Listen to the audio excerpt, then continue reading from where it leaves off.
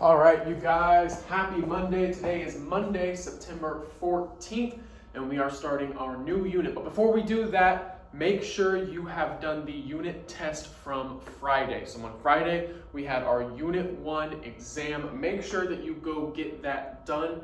If you haven't done it yet, log out of the video right now. Don't worry about it. Go do the exam, then come back and watch this video. I'm not going to be giving away any answers or anything. It's just important that you do that. That is the most important thing for our class right now, is that you get that done. So I don't want you worrying about this video until that's done. Then you can come back, watch today's video, and get our answers. Today we are going to start our next unit. Our next unit is going to be about the Middle Ages. So today we're going to be talking about the Roman Empire and some of their contributions to the world. I'm going to hit the lights. Before I do that, I know we had some technical issues with our videos from the last unit whenever I would present a PowerPoint or a website or a document, anything like that.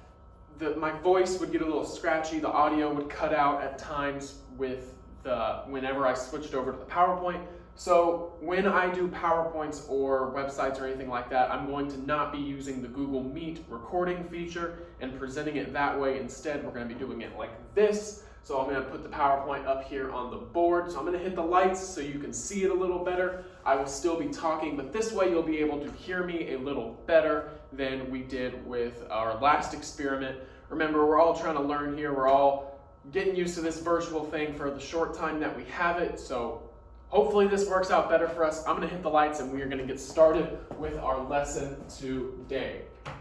So, like I said, our first lesson is going to be about ancient Rome.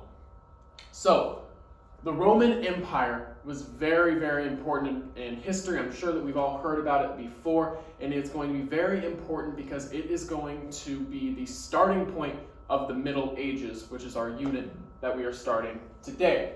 So, what I want you to do right now is I want you to think about this question. What comes to your mind when you hear the word Rome? When I say Rome to you, what's the first thing that comes to your mind? I want you to pause the video and just think about that 10, 15 seconds, whatever you think is appropriate. Just think, what comes to your mind when you hear the word Rome? Now, once you've done that, let's go ahead and take a look at some of our options here. So, maybe you think of something like this. Maybe you think Hollywood. Maybe your mind goes straight to ancient Rome, gladiator type stuff. Who knows? This might be the first thing that you think of when you hear the word Rome. Maybe you think of a guy dressed in this really old, this would be more of what we're going to be talking about, ancient Rome. This is kind of how they dressed, or at least this is how we believe that they dressed at the time. Maybe you think of the Colosseum. You think of old architectural feats. You know, the Colosseum, we've all heard of the Colosseum. We've all maybe seen pictures of the Colosseum, but this great place where they had competitions in the first Olympics, all that kind of stuff. Maybe your mind thinks of the luxurious part of Rome, what we see today. If you've ever taken a trip to Rome, if you've ever gone to Italy, maybe this is the first thing you think of. This is a postcard, Rome. Maybe this is what you think of when you hear the word Rome. But what we are going to be talking about is more so of the Roman Empire. And this was the Roman Empire at its most powerful. So you see modern day Spain, Portugal, France, Italy, North Africa, Egypt, Syria. This that we're going to be talking about later is going to be very important when we talk about the Crusades, Macedonia. All of these areas, everything in purple, was once controlled by the Roman Empire. So the Roman Empire is going to be vast. It's going to be one of the biggest empires in world history. And today we are going to talk about what happened to the Roman Empire, because the end of the Roman Empire is going to mark the beginning of the Middle Ages. So let's talk about some of the contributions of the Roman Empire. Some of the things that we got from the Roman Empire. So the Roman Empire ruled much of Europe for nearly 1,000 years, and we saw the map, we saw all the area that was covered by the Roman Empire and all the places that it had influence over. The culture was spread throughout Europe during its rule. Like I just said, culture spread throughout Europe everywhere. Rome's culture still has an impact in the Western world today, i.e. government, engineering, architecture, language, and literature. So a lot of government principles that we have today, especially in the United States, are derived from the very beginning in Roman government. We're going to be talking about some of the aspects of Roman government today. Engineering, architecture, like we saw with the Colosseum, a lot of buildings at the time were Roman constructions, and a lot of what we have today dates back to how Romans used to build their buildings. Language and literature, a lot of our literature and a lot of our literary processes are derived from Roman texts. So the contributions of Rome, they go on and on and on. These are just some of the most important that I thought I would put on here for our class. So let's talk about the Roman Republic. So the Roman Republic, one of the first to give us a true sort of democracy or republic, people voting for their elected officials, that's going to be the idea of the Roman Republic. So the Roman Republic is going to last from 509 BC to 45 BC. So remember, our years are still going down at this point, but they're about to start going up. Rome first grew into a power as a republic. Like I just said, the definition of a republic would be people voting for elected officials who then voice their opinions in government, which is what we have today in the United States. But they're going to be the first ones to try out a republic. So, senators are elected officials that serve for a limited amount of time, not kings who were born into leadership and ruled for life. So that's going to be really important in Rome, is instead of having a king who would die and then their son would take their place, and when they died, their son would take their place, and over again, and the people get no say in who the leader is, they're going to have senators, much like we have senators today, who are elected by the people and then go serve for limited amounts of time, like we have term limits, which we talked about freshman year in our government classes. And that is going to be a much better system of government, and it's going to really allow them to rise to power.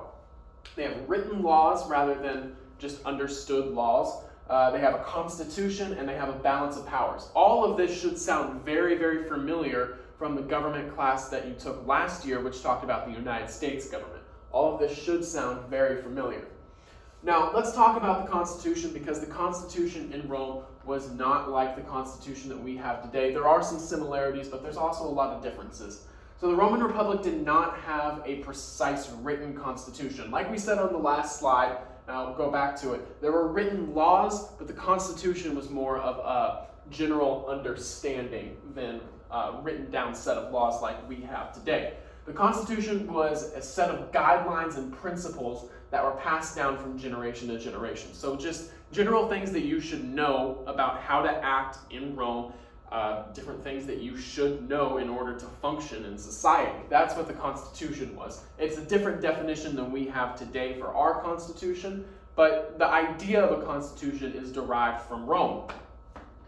It provided for the separation of branches of government and the balances of power. Another thing that we have in the United States that we've adopted is this separation of power and a balance of power. So as we have a judicial, executive, and legislative branch, they have a separation of powers as well. So the end of the Republic is going to come in 45 BC. Like we said, lasts from 509 BC to 45 BC, and all good things must come to an end. And the man who's going to put the Republic to an end is going to be Julius Caesar, who we might have heard of before. Julius Caesar took over the Roman Republic and made himself the supreme dictator. So he says, enough of elected officials, I'm going to be the guy, I'm going to rule over Rome, and I'm going to have the last say on everything. And in 27 BC, Caesar Augustus became the first Roman emperor, and this was the start of the Roman Empire. So before this, we have the Roman Republic, which we are going to derive a lot of our political ideas off of 2,000 years later. But now we start the Roman Empire because now we have a dictator and an emperor. So much of the lower level government is going to be wiped out with this, so it's going to be more dictatorial. The Roman Forum was the center of the government, so this is where senators would meet, this is where everybody would talk, and express their ideas, and the senators were still elected officials. It's just that they didn't have nearly the power that the emperor did, and any decision that they made had to be run through the emperor. So let's talk about the peak of the power of the Roman Empire. The peak of power is going to come in the 2nd century, and it's important that we understand the way that centuries work. So when I say the 2nd century, I'm talking about everything from 100 AD to 199 AD. All right, so anything that starts with a 1, that's what I'm talking about when I say the 2nd century. So it's not the 200s, it's the 100s. And the reason for that is because the 1st century is everything that doesn't have a 1 in front of it. So 17 AD or CE, however you want to say it, or 98 CE, that would all be 1st century. And then everything with a 1 in front of it, so 117 AD or 117 CE, that would be the 2nd century. So when we say 2nd century, so that's going to be around the peak of power for the Roman Empire. The 2nd century, around the year 117 AD, AD and CE are used interchangeably, at least for the purposes of this class, under the rule of the great Emperor Trajan. Sorry, I'm a little bit stuffed up today. Virtually all of the coastline along the Mediterranean Sea was part of the Roman Empire, and we're about to take a look at a map and we'll see exactly that. This included Spain, Italy, France, southern Britain, Turkey, Israel, Egypt, and northern Africa. Remember that map that we saw at the beginning? This map should look a little bit familiar to you. It's the exact same map. So as we said, North Africa all the way up here, Egypt, Syria, Asia Minor, Macedonia. You have Britain up there, which is controlled by the Roman Empire, Spain, Gaul, all of this area. This is modern day Italy. All of this area is going to be controlled by the Roman Empire. And then, of course, here in the center, Rome. So, we're going to start the gradual decline of the Roman Empire now. So the politicians and rulers of Rome became more and more corrupt. So they started only looking out for themselves. They have no interest in the people and doing what the people need to be done. They're no longer serving the people that elect them. They're just looking out for themselves.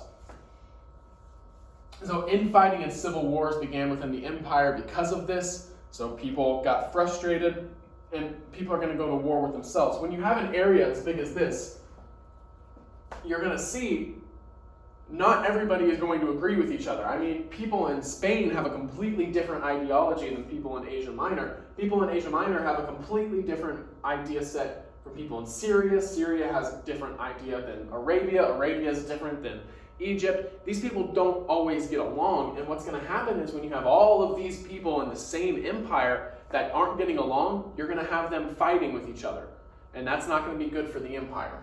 So that's going to start gradually declining the Roman Empire, and it's going to have a major effect on its eventual decline.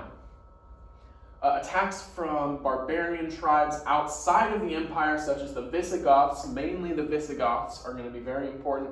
The Huns, Franks, and Vandals, all of them are going to be very important, but mainly the Visigoths. They are all in surrounding areas. So up here you have Visigoths, who are eventually going to settle down here after the fall of the Roman Empire, Franks, Huns, all of that. So the empire became so large that it was very difficult to govern. Like we said, when you have people from all of these different places, I mean, the soil in Egypt, like we talked about with the Fertile Crescent, is much better than the soil in Macedonia. So you can't govern them the same way when they have completely different resources, because Macedonia has resources that Egypt doesn't have. So that's going to sort of lead to a gradual decline.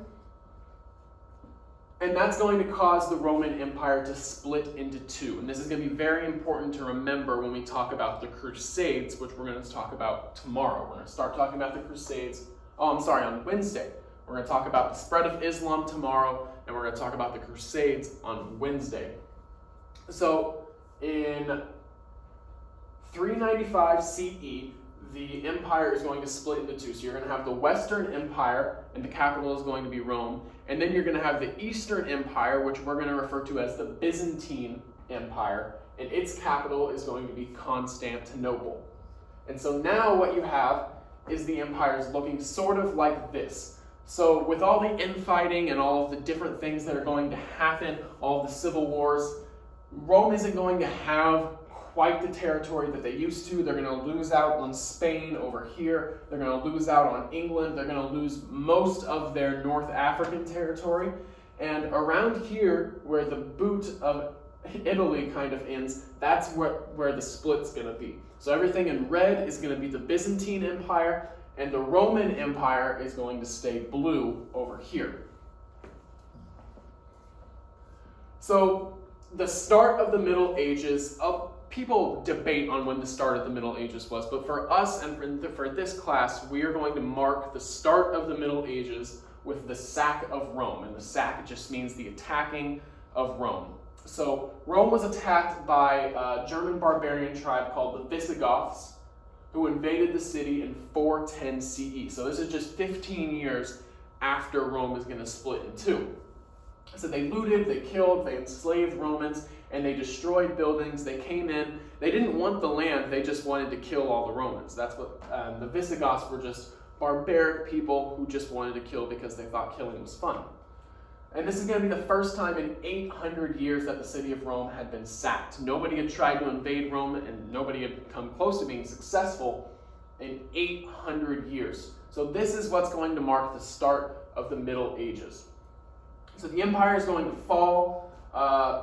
You're still going to have the Byzantine Empire out here, but the Roman Empire is going to condense into this purple area right here.